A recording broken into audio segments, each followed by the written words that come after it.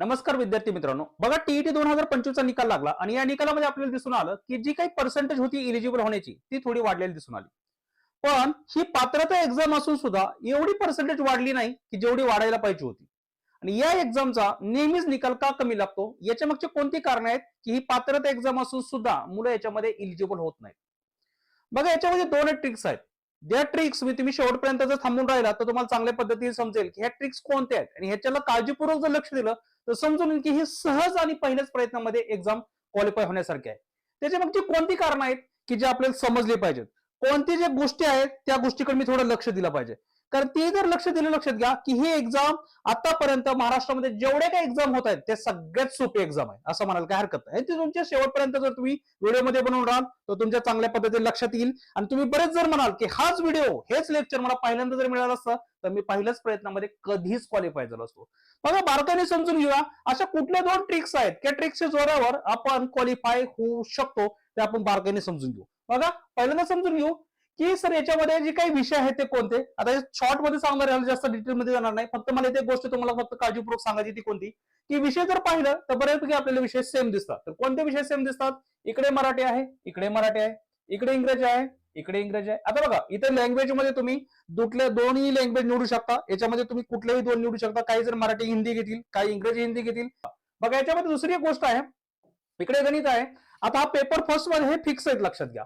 हे जे घटक आहेत हे फिक्स आहेत, लक्षात घ्या. हे बदलत नाहीत की तुम्हाला ऑप्शन नाही. पण लक्षात घ्या ज्यांचं बीएससी आहे त्यांनी गणित आणि विज्ञान घेऊनच क्वालिफाय होणं गरजेचं आहे जर त्यांना पदवीधर शिक्षक व्हायचं असेल तर 6 ते 8 साठी. आणि जर समजा ज्यांचं सामाजिक शास्त्र आहे तर त्यांनी सामाजिक शास्त्र विषय घेऊनच क्वालिफाय होणं गरजेचं आहे जर त्यांना 6 ते 8 ला पदवीधर शिक्षक व्हायचं आहे. मग आता बऱ्याच जणांना प्रश्न येईल की सर माझा सामाजिक शास्त्र विषय नाही आणि गणित विज्ञान बी नाही, माझा भाषा विषय, त्यांनी काय करायचं? भाषा विषय ह्या दोन्हीपैकी कोणताही घेऊ शकतात, त्यांना चॉईस आहे. पण इतर यांना नाही. जे तुमचा बीएचा अंतिम वर्षात विषय आहे, लक्षात घ्या अंतिम वर्षात जो विषय आहे तोच विषय घेऊन तुम्हाला क्वालिफाय होणं गरजेचं असतं. जर समजा तुमची हिस्ट्री असेल, जॉग्राफी असेल, पॉलिटिकल सायन्स असेल, लक्षात घ्या सामाजिक शास्त्रामध्ये असेल, भूगोल असेल तर तुम्हाला सामाजिक शास्त्र घेऊनच क्वालिफाय होणं गरजेचं आहे. ज्यांनी समजा बीएससी केलंय, लक्षात घ्या मग त्यांचा फिजिक्स असू द्या, केमिस्ट्री असू द्या, मॅथमॅटिक्स असू द्या, बीएससी मध्ये कोणताही विषय असू द्या, ते गणित विज्ञान घेऊनच त्यांना क्वालिफाय करणं गरजेचं आहे. आता सगळ्यात महत्वाचं जे समजा लँग्वेज वाले आहेत, समजा हिंदी आहे, मराठी आहे, संस्कृत, कुठली लँग्वेज असतात ते दोन्हीपैकी कुठलंही निवडू शकतात.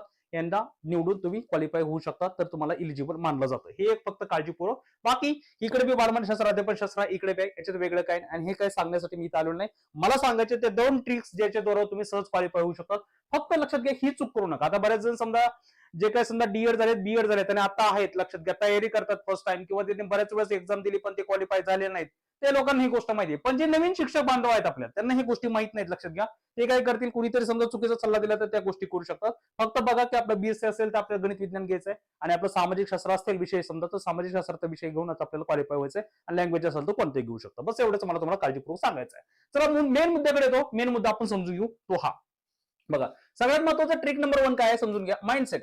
हे माइंडसेट ही ट्रिक नंबर 1 आहे. तर ह्याच्यामध्ये समजा बारकाईने समजून घेऊ की सर हे माइंडसेट काय भानगड आहे आणि सर हे का कारणीभूत ठरतं आपल्याला अपात्र होण्यासाठी हे समजून घेऊ. बघा सगळ्यात महत्वाची जी गोष्ट आहे तो 82 आणि 90% जो काही मुद्दा आहे तो लक्षात घ्या. आज कॅटेगरीमध्ये येतात, लक्षात घ्या त्यांच्या डोक्यात एकच असतं की मला 82 मार्क मिळवायचे आणि जी ओपन मध्ये आहेत त्यांच्या लक्षात येते की मला 90 मार्क मिळवायचे. हिथच एक गोष्ट चुकते, लक्षात घ्या.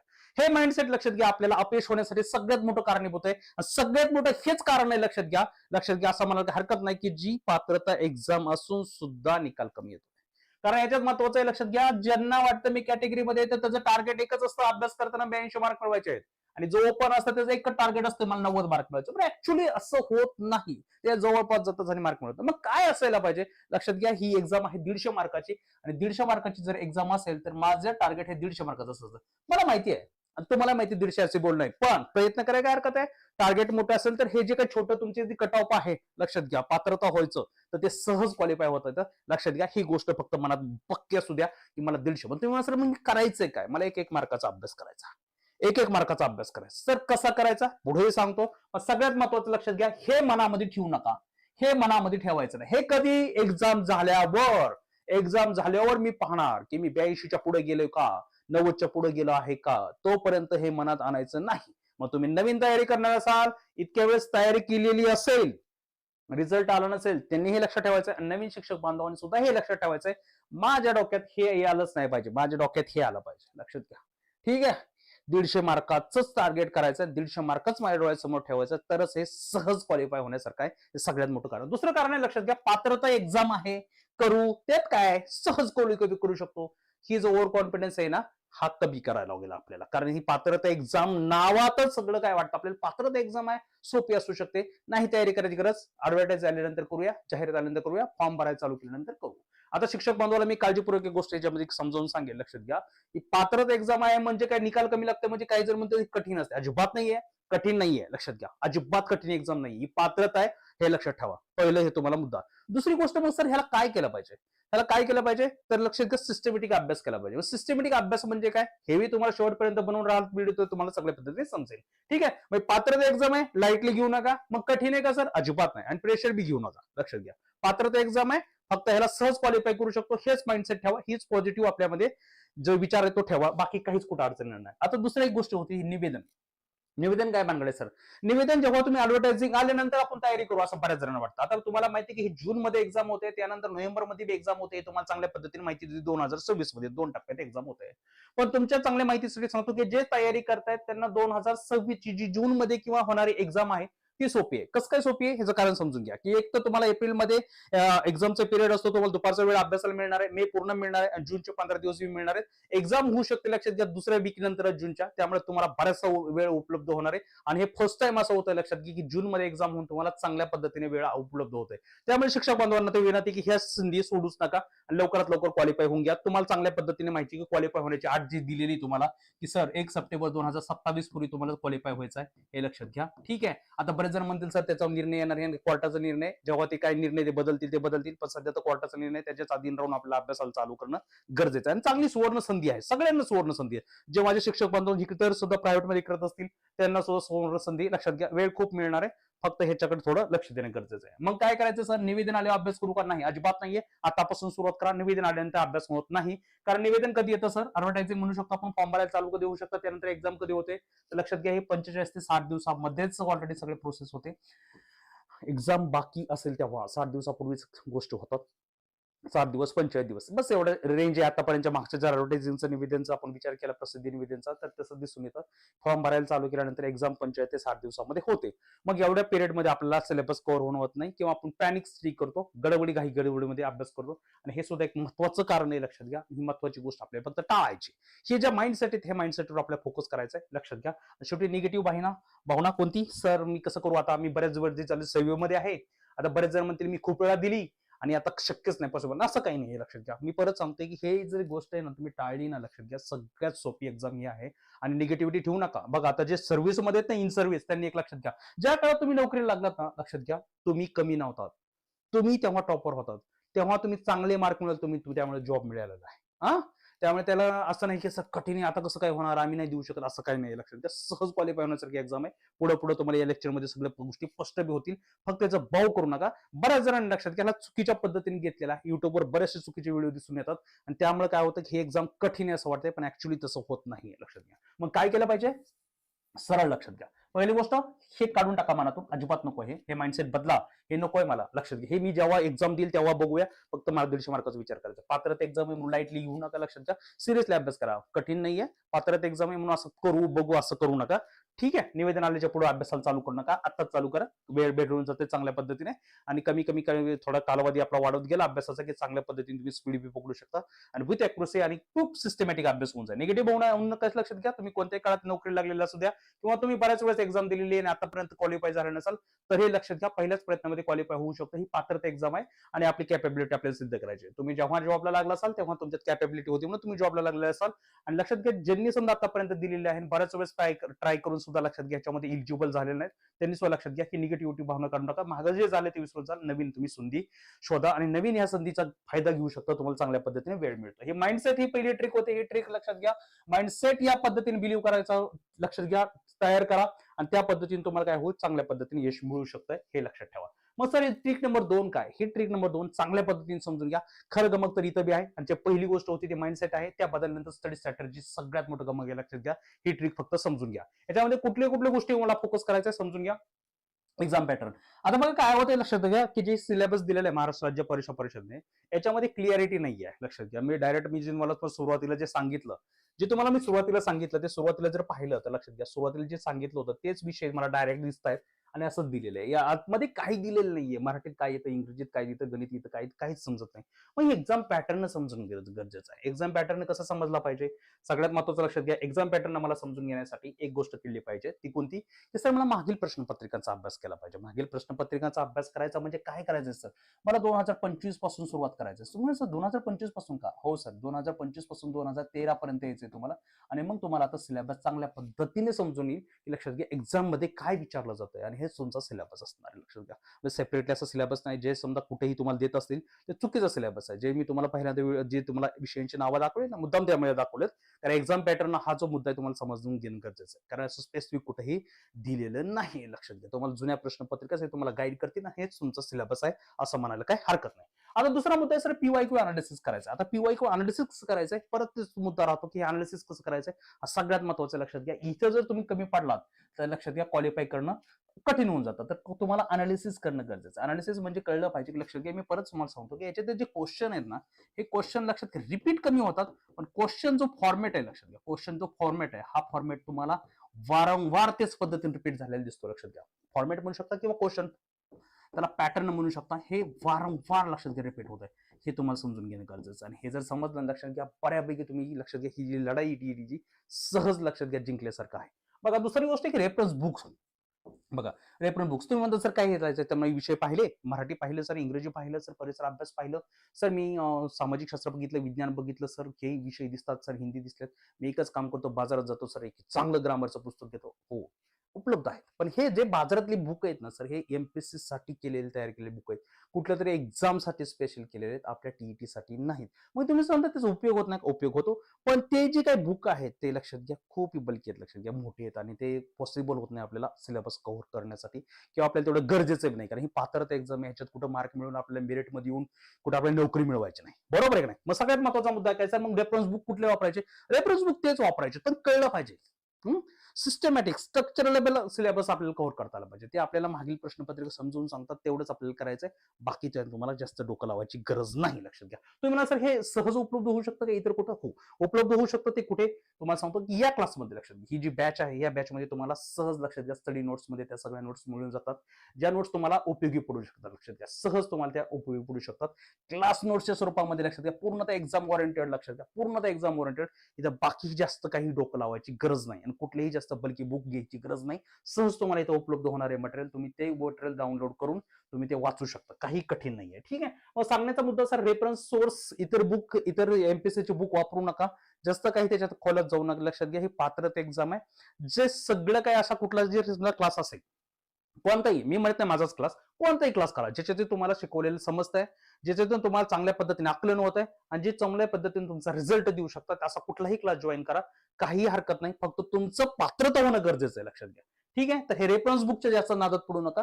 लक्षात घ्या रेफरन्स बुक कुठनं तरी विकत आणणं, कोणीतरी सुचवलं, भली मोठी यादी दिली. आता मी पाहिलंय लक्षात घ्या जे सामाजिक शास्त्र विषय आहेत किंवा परिसर अभ्यास जे विषय आहेत ना, मी पाहिलंय मुलांना की मोठे मोठे ठोकळे वाचताना, मी पाहिलंय मुलांना लक्षात घ्या की एमपीएससीचं बुक वाचताना या राज्यघटनाचं ह्यांचं वाचायचं अजिबात गरज नाहीये. राज्यघटनेचे येतात तर प्रश्न किती 3 ते 4 त्यासाठी तुम्ही एवढे बुक वाचणार अजिबात नाही. चुकीचं गाईड होतंय. लक्षात घ्या की जे तुम्ही विचारायला जाताय त्यांना एक तर त्याचं समज नाहीये किंवा त्यांनी क्वालिफाय केलेलं नाही एक्झाम. लक्षात घ्या. सांगल त्या पद्धतीने करा. लक्षात घ्या कोर्समध्ये सगळं काय डिटेल्स मध्ये सांगितलंय. कुठलं बुक परचेस करायचं, कुठल्या बुक परचेस करायची गरज नाहीये, कुठल्या क्लास नोट्स आपल्याला उपयोगी पडतील, पर्याप्त अभ्यासामध्ये आपल्याला ह्याला क्वालिफाय करता येतं. जास्त काय डोकं लावायची आवश्यकता नाही रेफरन्स बुकच्या बाबतीमध्ये. ठीक आहे. ती एक चूक करा. लक्षात घ्या तो टाळा. लक्षात घ्या ती एक गोष्ट चूक टाळा. लक्षात घ्या. सगळ्यात मोठी युट्यूबचे व्हिडिओ. आता युट्यूबचे व्हिडिओ काय होतं म्हणजे एखादं घटक करायचा आपण टायटल टाकतो आणि युट्यूबचे व्हिडिओ बघतो आणि काय होतं की तो व्हिडिओ निम्मा बघितलं कळतं की ह्या व्हिडिओमध्ये असं विशेष काही नाहीये. आपण दुसरा व्हिडिओ बघतो. ऍक्च्युली जर समजा असं बघितलं दिवसभरात तर आपल्याला असं कुठलाही सोर्स मिळत नाही ज्याच्यातून माझा परिपूर्ण अभ्यास होतोय. मग काय केलं पाहिजे? ते सांगतो मी. कुठलीही बॅच जॉईन करा, लक्षात घ्या. कोणती बॅच जॉईन करा, कुठलीही तिथून तुम्हाला समजतंय, चांगला एक क्लास जॉईन करून ते सगळ्या गोष्टी करू शकता. आपला ही क्लास चालू आहे, लक्षात घ्या. आता ऑलरेडी 3 बॅचेस लॉन्च झालेले आहेत. त्यातल्या 2 बॅच फुल झालेत, लक्षात घ्या. तिसरी बॅचचे ऍडमिशन चालू आहेत, लक्षात घ्या. तिसरी बॅच, 3च बॅच असतात आपल्या. 3 लक्षात, दुसऱ्याच्या 8-9 बॅच नसतात. कारण मला पर्सनली, लक्षात घ्या, तुम्हाला सगळं सपोर्ट द्यायचा असतो, लक्षात घ्या. माझी टीम तुमचं बाकीचं बॅकअपचं सगळं ऑफिस बॅक सगळं काम करतं. पण कॉलचं आणि रिस्पॉन्स द्यायचं काम आहे, लक्षात घ्या, ते मी स्वतःहून करतो. हे कॉलवर मी स्वतःहून तुम्हाला रिस्पॉन्स देत असतो. हा सर ठीक आहे, तुम्ही भरपूर विद्यार्थी, त्यामुळे तुमचा कॉल आला, वेटिंगला लागला किंवा मिस कॉल पडला, मी लेक्चरमध्ये असेल तर माझा तुम्हाला कॉल बॅक येतो. त्यामुळे पॅनिक व्हायची काही गरज नाहीये, लक्षात घ्या. ही ऑलरेडी तुम्ही बॅच जॉईन करू शकता. याच्यामध्ये पेपर फर्स्ट, लक्षात घ्या, 1999 ला आहे. पेपर सेकंड 1999 आहे. आणि दुसरा पेपर आहे ते 2499 आहे, लक्षात घ्या. याच्यामध्ये लाईव्ह क्लासेस बी होतात. लाईव्ह क्लास झालेले असेल, लक्षात घ्या, तुम्ही लाईव्हच्या वेळेस प्रेझेंटेशन असेल, तुम्हाला ते रेकॉर्डेड स्वरूपामध्येही मिळून जातं. काहीच प्रॉब्लेम नाही. सगळ्यात महत्त्वाचं वैशिष्ट्य नाही की एक्झामिनरचा माइंडसेट पकडतो आपण, लक्षात घ्या. जसं मी तुम्हाला सांगितलं की आपल्याला PYQचा अभ्यास करायचा आहे, सिलेबस पॅटर्न समजून घ्यायचा, आपण माइंडसेट पकडलेले आहे, लक्षात घ्या. आणि त्यानुसारच आपण टीचिंग करत असतो, लक्षात घ्या. कन्सेप्ट बेस्ड टीचिंग असते, लक्षात घ्या. पाठांतर अजिबात नाही, लक्षात घ्या. एकदा तुम्ही लाईव्ह लेक्चर केलं किंवा तेच लाईव्ह लेक्चर तुम्ही प्रेझेंट नसताना तुम्ही नंतर जरी रेकॉर्डेड लेक्चर बघितलं तरीही तुम्हाला कन्सेप्ट क्लिअर होईल. आणि कन्सेप्ट क्लिअर झाल्यामुळे तुमचा मार्क जाण्याचा काही प्रश्नच नाही. आणि परत मी एकदा मुद्दा सांगतो की आपलं जर टीचिंग असतं ना, ते 150चे पैकी 150 मार्क कसं मिळतील या पद्धतीने आपण करायचा प्रयत्न करतो. म्हणजेच का एक मार्क आपण गोळा करायचा प्रयत्न करतो, एकही घटक तुमचा सोडला जात नाही, लक्षात घ्या. हा सगळ्यात मोठा मुद्दा आहे. स्टडी स्ट्रॅटेजी तुम्हाला चांगल्या पद्धतीने समजून सांगितली जाते, कमी वेळात कसा अभ्यास करायचा. प्लस चॅप्टर वाईज टेस्ट होतात, लक्षात घ्या. जसं तुमचा चॅप्टर सोडून झाला, लक्षात घ्या, शिकून झाला की तुम्हाला तिथंच प्रॅक्टिसला दिलं जातं, होमवर्क म्हणून. ठीक आहे. पेपर सॉल्विंग स्ट्रॅटेजी तुम्हाला शेवटी सांगितली जाते. निगेटिव्ह मार्किंग नाहीये, कसे मार्क मिळू शकतात, इतरांपेक्षा जास्त आपण कसे 5-10 मार्क अजून एक्स्ट्रा वाढू शकतो. निगेटिव्ह मार्किंगचा आपल्याला फायदा उठवता येतो नसल्याचा. ठीक आहे. 10 फुल लेंथ टेस्ट होतात. हे स्टडी स्ट्रॅटेजी नंतर हे लेंथचे टेस्ट होतात. त्याच्यात तुम्हाला अनालिसिस करून सांगितलं जातं 150 प्रश्न कसे आपल्याला सोडायचे कमी वेळामध्ये, आणि आपल्याला सगळा पेपर कसं कव्हर करता येतो, कसं तुम्हाला ओमार सीट भरायचे आहे, कोणता पेन वापरायचा आहे, कसं ते आपल्या टाइम मॅनेजमेंट करायचं, सगळं काय डिटेल्स मध्ये तुम्हाला सांगितलं जातं. रिव्हिजन स्ट्रॅटेजी सांगितली जाते, कमी वेळामध्ये कसं लक्षात ठेवायचं, किती वेळा वाचलं पाहिजे, कसं वाचलं पाहिजे, स्मार्ट कुठली मेथड आहे की कमी वेळात तुम्हाला उपलब्ध जरी वेळ नाही झाला तरी कमी वेळामध्ये तुम्हाला चांगली रिव्हिजन करता येते. ठीक आहे. आणि एक्झाम ओरिएंटेड क्वेश्चन तुम्हाला मिळून जातात. जवळपास ते 7,500 पेक्षा जास्त क्वेश्चन्स आहेत. हे ऑलरेडी बॅच तुम्ही जॉईन करू शकता. याच्याबद्दल आपण नंतर बोलू, पण जो मेन मुद्दा होता ते मला तुम्हाला समजून सांगायचा आहे.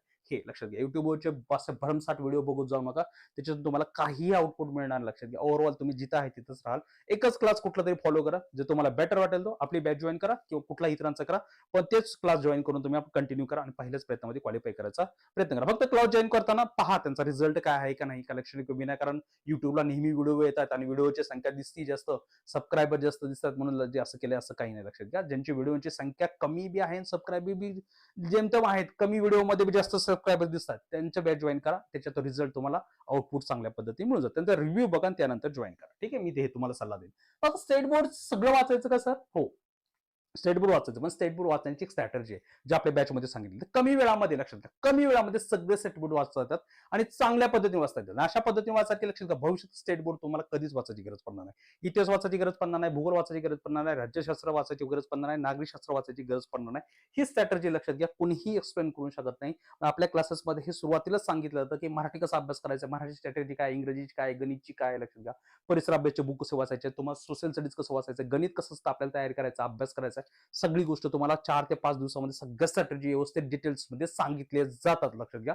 ते पाहिले की लक्षात घ्या, तुमचं तिथं 50% काम तिथंच होऊन जातं. कारण तुम्हाला प्रत्येक सब्जेक्टची स्ट्रॅटेजी समजते, प्रत्येक सब्जेक्ट मध्ये येणार काय हे आपल्याला कळतं, लक्षात घ्या. एक्झाम पॅटर्न कळतो, डीपनेस कळते, लक्षात घ्या. माइंडसेट ऑफ एक्झामिनर समजून जातं की कसा आपल्याला विचार करायचा आहे. ठीक आहे. बघा, ह्याच्यामध्ये सगळ्यात मोठी ही गोष्ट करावं लागेल, आपल्याला सातत्य थोडं आपल्याला ठेवावं लागणार, लक्षात घ्या. ते सातत्य ठेवावं लागेल. कारण बऱ्याच दिवस झालं तुमचं जर समजा अभ्यासाचं जर समजा लिंक तुटलेले असेल तर थोडं सातत्य ठेवून करावं लागेल. खूप अभ्यासाची गरज नाहीये, 9-10 तास असं काही सांगत असतं अजिबात नाहीये.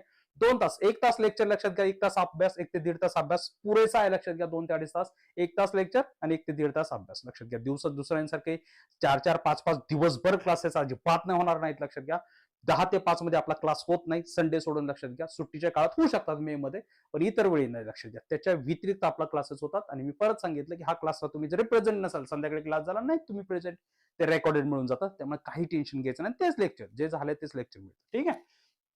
बघा सीडीपीचं स्टडीची स्ट्रॅटेजी लक्षात घ्या. मेन जो रोल प्ले करतो ना याच्यामध्ये तो हा रोल प्ले करतो लक्षात घ्या. बालमानसशास्त्र, अध्यापनशास्त्र म्हणतो आपण त्याला, चाइल्ड डेव्हलपमेंट अँड पॅडोलॉजी म्हणतो आपण त्याला.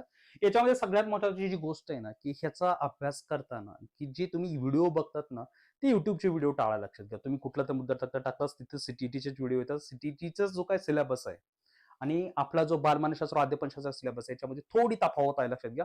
बरंच कारण तर पॅडोलॉजी जास्त विचारलं जातं. आपल्याकडे पॅडोलॉजी क्वेश्चन जेमतेम असतात, थोडे ज्ञानावर प्रश्न असतात. त्यामुळं तुम्हाला त्या पद्धतीनेच असा एखादा क्लास जॉईन करून त्याच्यातून तुम्हाला तयारी करू शकता लक्षात घ्या. ठीक आहे. तर सीडीपी ऑलरेडी चांगल्या पद्धतीने कव्हर होतं लक्षात घ्या. तुम्ही पाहिलं असेल की आपले रिव्ह्यू बघू शकतात विद्यार्थ्यांचे की तुम्ही 30 पैकी 25-26 मार्क सहज मिळू शकतात आपल्या मुलांना. हे चांगल्या पद्धतीने आपल्या मुलांना माहिती की इतकी छान पद्धतीने शिकवलं जातं लक्षात घ्या. प्रॅक्टिस क्वेश्चन दिले जातात लक्षात घ्या. हे करणं गरजेचं आहे. मुलं करत नाहीयेत, रट्टा मारतात फक्त लक्षात घ्या अभ्यासामध्ये आणि प्रॅक्टिस क्वेश्चन करतच नाही. त्याने ऑन दी स्पॉट ज्यावेळेस एक्झाम मध्ये जातात तीच त्यांची प्रॅक्टिस असते लक्षात घ्या. ते 150 प्रश्नांची. पण ऍक्च्युली एखादा चॅप्टर शिकवून झालाय ना तरी प्रॅक्टिस करणं गरजेचं आहे. किती मला आकलन झालंय, कुठं माझी चूक होते का, मला काय आठवत नाहीये आणि ते क्वेश्चन बी कसे पाहिजेत लक्षात घ्या. जे क्वेश्चन तुमचे आतापर्यंत विचारले 2013 ते 25 पर्यंत, त्या क्वेश्चनचा फॉर्मॅट, त्या क्वेश्चनचा पॅटर्न, त्या क्वेश्चनची डीपनेस, त्या क्वेश्चनचा वेळेस बनवताना एक्झामिनरचा माइंडसेट ह्या पद्धतीने झालेले तयार केलेले क्वेश्चन असणं गरजेचं आहे. कुठले तरी उचलल्याने दिले असं नाही लक्षात घ्या. हे सगळे क्वेश्चन तुम्हाला प्रॅक्टिस करायला उपयोगी पडतात आणि ते क्वेश्चन्स लक्षात घ्या आपल्या बॅच मध्ये हे आहेत लक्षात घ्या. जे तुम्हाला मी क्वेश्चन सांगितले चॅप्टर वाईज टेस्ट मध्ये, हे 2013 ते 25 मध्ये एक्झामिनर ज्या पद्धतीने क्वेश्चन बनवले त्या पद्धतीने क्वेश्चन आहेत. तुमची ही प्रॅक्टिस ऑलरेडी त्या थ्रू असणार आहे की जेणेकरून जे फायनलला जे क्वेश्चन येतात ना त्या फॉर्मॅटमध्ये लक्षात घ्या. सगळ्यात महत्वाचा मुद्दा. मग तुम्ही म्हणाल सर इतर परिसर अभ्यास यांचं काय, त्यांचं सुद्धा सेम तसं तर लक्षात घ्या. यांचे सुद्धा चॅप्टर वाईज क्वेश्चन आहेत लक्षात घ्या. गणितचे आहेत, विज्ञानचे आहेत, त्याच पद्धती लक्षात. बालमानसशास्त्र, अध्यापनशास्त्र आहे, परिसर अभ्यास आणि हे आहे. हे चारही बुक लक्षात घ्या आपल्या ह्या बॅच मध्ये मिळून जातात. याच्यासाठी वेगळी कुठलीही कॉस्ट द्यायची गरज नाही. या कॉस्ट मध्ये तुम्हाला ते मिळून जातं लक्षात घ्या. हे चारही ई बुक तुम्हाला, ई बुक म्हणतोय लक्षात घ्या, तुम्ही नंतर हार्ड कॉपी अजिबात नाही, ई बुक येथे लक्षात घ्या तुमच्या ऍपमध्ये उपलब्ध होतात आणि हे सगळे चॅप्टर वाईज आहेत लक्षात घ्या. जे समजा बुक आहे, समजा उदाहरणार्थ समजा 6वीचं बुक घेतलं एक जणांनी वाचायला, 6वीचं बुक घेतलं, 6वीचं कुठलं घेतलं, इतिहास घेतलं, तर त्याला 6वीच्या इतिहासाचा त्यांनी पहिला धडा वाचला समजा, मी सांगितलेल्या स्ट्रॅटर्जीने, त्याच स्ट्रॅटर्जीने वाचायचं, वाचण्याची स्ट्रॅटर्जी सांगितली त्याबद्दल पहिला धडा वाचला त्याने, ऑलरेडी सगळा धडा वाचला. त्याने काय करायचं लक्षात घ्या, सामाजिक शास्त्राचे ऑलरेडी हे बुक ओपन करायचा, याच्यामध्ये 6वीचा इतिहास निवडायचा आणि त्याचे क्वेश्चन पहिल्या चॅप्टरचे सोडवायचे, चॅप्टर वाईज येते. जसे आपल्या स्टेट बोर्डच्या बुक मध्ये जे चॅप्टर आहेत ना त्या पद्धतीने चॅप्टर वाईज दिलेली रचना केलेली, त्यामुळे हे तुम्हाला सहज लक्षात घ्या स्टेट बोर्डवर तुमचं कमांड मिळवायला उपयोगी पडतं. आणि तुम्हाला माहिती आहे सामाजिक शास्त्राचे किती गुण आहेत, 60 गुण आहेत. त्याच पद्धतीने परिसर अभ्यास तुम्हाला तयार होऊन जाते लक्षात घ्या, 30 मार्काची लक्षात घ्या. याच्यामध्ये बालमानसशास्त्र, अध्यापनशास्त्र 30 मार्काचे दोन्ही पेपरची तयारी होऊन जाते. याच्यामध्ये गणित आणि विज्ञानची सुद्धा तयार होऊन जाते आणि चॅप्टर वाईज आहेत लक्षात घ्या क्वेश्चन, त्यामुळे इथे जो पाया आहे तुमचा पक्का होतो, ह्याच्या बाहेर काहीच जात नाही लक्षात घ्या. याच्या बाहेर काय तुम्ही मला जसं त्याचे क्वेश्चन येतात अजिबात नाही, पण मी जो पॅटर्न सांगितला ना, जो फॉर्मॅट सांगितला ना क्वेश्चनचा, जे माइंडसेट चाटले एक्झाम घेतात ते तुम्हाला त्याचं प्रतिबिंब पेपरमध्ये दिसूनच येतं लक्षात घ्या. हे सगळ्यात महत्त्वाची गोष्ट आहे. मग सर असं काय आहे का, हो असं आहे, कारण त्या दृष्टीनेच आपला अभ्यास करणं गरजेचं. आणि ही जी बॅच आहे लक्षात घ्या याच्यामध्ये 100% गॅरंटी दिली जाईल तुम्हाला. मी परत रिपीट करतोय, 100% गॅरंटी दिली जाईल. जे काय मी देतोय ते करायचं लक्षात घ्या. आणि लक्षात घ्या एवढंच बोलून नाही, की बोलून आपण बाजूला होत नाही. जेव्हा तुमचा हा पेपर होईल तेव्हा मी तुम्हाला दाखवून देईल की या ज्या बॅचेस आहेत आपल्या लक्षात घ्या, या बॅच मध्ये तुम्ही 120 प्लस कसे जाऊ शकत होतं मी दाखवून देतो लक्षात घ्या. तेव्हाच एक गॅरंटी देतो. परत लक्षात घ्या, मी गॅरंटी का देतो लक्षात घ्या, की मी दाखवून देतो की माझ्या क्लासच्या जोरावर या लेक्चर मधून लक्षात घ्या, लेक्चर हा चॅप्टर, हे लेक्चर नंबर, त्याच्यामधून हा क्वेश्चन आला होता, हा क्वेश्चन त्याच्यावर तुम्ही सोडू शकत होते. मी तुम्हाला असं दाखवून देईन 120 प्लस तुम्ही मार्क मिळू शकता. असं नाही की मी शिकवलं आणि बाजूला गेलो आणि माझा आलेला विद्यार्थी हा दुसऱ्या विद्यार्थ्याला सांगावं अरे हेच क्लास जॉईन कर, या पद्धतीने आपल्याला म्हणून मी सांगतो की आपल्या 3च बॅचेस असतात. ऑलरेडी 2 बॅचेस फुल व्हायला आहेत लक्षात घ्या. ही तिसरी बॅच तुमची चालू होऊ शकते. ज्या बॅचेस मध्ये तुम्हाला ऍडमिशन मिळायचं त्या बॅचेस मध्ये तुम्ही परचेस करू शकता. जिथे पेमेंट होणार नाही ते समजून जायचं की ती बॅच फुल झाली लक्षात घ्या. 3च बॅच असतात, तिन्ही कुठली बॅच घेऊ शकता, कोणालाही वेगळं शिकवलं जात नाही. तिन्ही बॅच मध्ये तेच कंटेंट असतो लक्षात घ्या, सेम पद्धतीने शिकवलं जातं, कुठेही कंटेंट मध्ये कमतरता नाही. मग आता परत प्रश्न पडतो की मग सर शिकवणार आहे कोण आहे, कोणते विषय कोण शिकवणार. लक्षात घ्या सगळे विषय मी शिकवतो. माझा दुसऱ्यांवर भरोसा नाही, माझ्या प्रयत्नावर, मी तयार केलेल्या कंटेंटवर मला भरोसा आहे. कुणाला तरी कामाला ठेवून उगाच शिकवायला मला काही योग्य वाटत नाही लक्षात घ्या. ठीक आहे, सिलेबस सगळा कव्हर केला जाईल, काही टेन्शन घेऊ नका. बाकी तुमची फी तुमच्या समोर आहे. तुम्हाला काही शंका असेल काय असेल तर मला कॉल करू शकता. ठीक आहे, हे तुमच्या समोर. बरं, तर बऱ्याच जणांचा मुद्दा याच्यामध्ये राहतो की सर मग याला नोट्सचं काय बोलत होता तुम्ही? मी नोट्सचं हे बोलत होतो की ज्यावेळेस आपण चॅप्टर शिकतो त्यावेळेस आपल्याला क्रॉस नोट्स तुम्हाला दिले जातील आणि क्लास नोट्स मध्ये बऱ्याचशा तुम्हाला हा पर्याप्त अभ्यास असेल, कुठलेही बल्की बुक नसेल तर तो चॅप्टरनुसार तुम्हाला दिला जाईल. जसं तुम्हाला इथे चॅप्टरचं नाव दिसतंय, लक्षात घ्या, रस. ओके.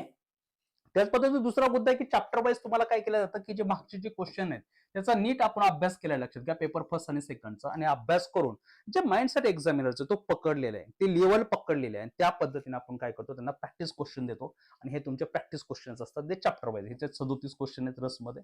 या पद्धतीने प्रत्येक चॅप्टरला असे तुम्हाला क्वेश्चन दिले जातील. मिनिमम क्वेश्चन हे 30 असतात आणि मॅक्झिमम क्वेश्चन हे 50 असतात. चॅप्टर वाईज क्वेश्चनच्या रेंजमध्ये तुम्हाला क्वेश्चन्स मिळून जातील जे ऑलरेडी त्या लेवलचे असतील, ज्याच्यात तुम्हाला महाराष्ट्र राज्य परीक्षा परिषदेने 2013 ते 25 मध्ये जी लेवल पकडली आहे, जे माइंडसेट पकडलेला आहे, त्या माइंडसेटने तुम्हाला ते बनवलं. बघा, आता जो प्रश्न उपस्थित होतो तो एकच होतो, लक्षात घ्या, की या बॅचला मला कसं ऍडमिशन घेता येईल. लक्षात घ्या, या बॅचला ऍडमिशन घेण्यासाठी लक्षात घ्या, डिस्क्रिप्शन मध्ये लक्षात घ्या की तुम्हाला ऍपची लिंक आहे, ते ऍप तुम्ही डाउनलोड करू शकता आणि नंतर तुमचा पेपर फर्स्ट असेल तर तुम्ही पेपर फर्स्टला ऍडमिशन घेऊ शकता, सेकंडला घेऊ शकता, दोन्ही असतील तर दोन्हीला तुम्ही ऍडमिशन घेऊ शकता.